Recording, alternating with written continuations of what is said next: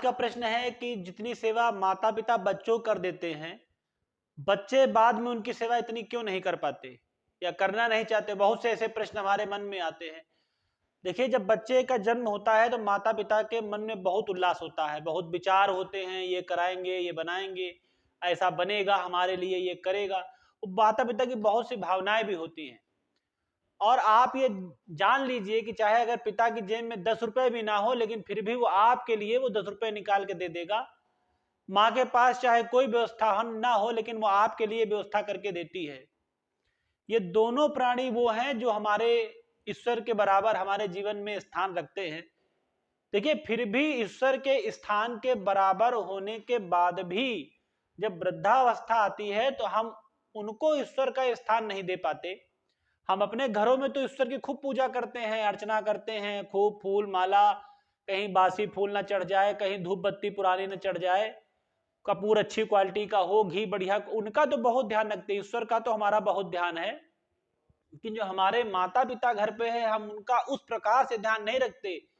जबकि देखा जाए तो अगर एक बार ईश्वर की पूजा ना की जाए तो शायद ईश्वर नाराज ना हो, लेकिन अगर अपने माता पिता की भी आप उस बराबर से पूजा नहीं करते तो शायद ईश्वर आपका जरूर नाराज होता है।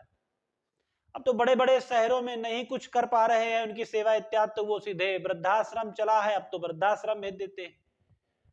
देखिए, हमारी जिम्मेदारी पर है वो, और उन्होंने हमारे जीवन का एक बहुत बड़ा हिस्सा हमको बनाने में अपने जीवन का बहुत बड़ा हिस्सा लगा दिया है। शायद उन्होंने पूरा जीवन ही लगा दिया है और पूरे जीवन भर अपने बेटे बेटियों और अपने परिवार के जिम्मेदारियों बेचारे बंधे रहते हैं।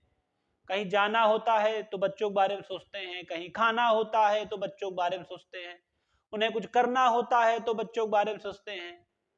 छोटे से लेके बड़े तक आप समझ लीजिए अपने जीवन का कड़ कड़, एक एक रक्त की एक बूंद वो बच्चों के प्रति लगा देते हैं।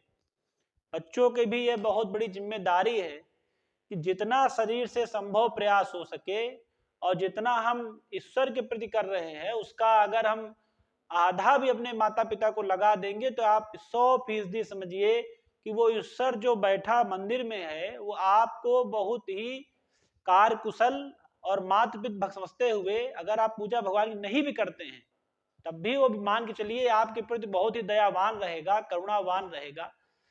इस बातों से हमें यही शिक्षा मिलती है कि हमको अपने माता पिता के प्रति हमेशा सचेत, प्रेम पूर्वक और उनकी छोटी छोटी बातों का हमें ध्यान रखना होता है। वो ज्यादा कोई बहुत बड़ी बातें नहीं करते कि हमें ये महल या सब चाहिए, वो बहुत छोटी बातों में खुश हो जाते हैं।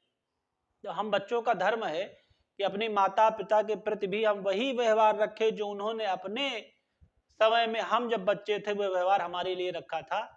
और अगर आपको मेरा वीडियो पसंद आए तो प्लीज कमेंट बॉक्स में यस लिख दीजिए और मेरा चैनल जरूर सब्सक्राइब कर लीजिए ऐसी बातों के लिए, और अपने बच्चों को भी ये सब वीडियो सुनाइए ताकि जिससे वो भी इन विचारों से सहमत हो सके, जानकारी कर सके।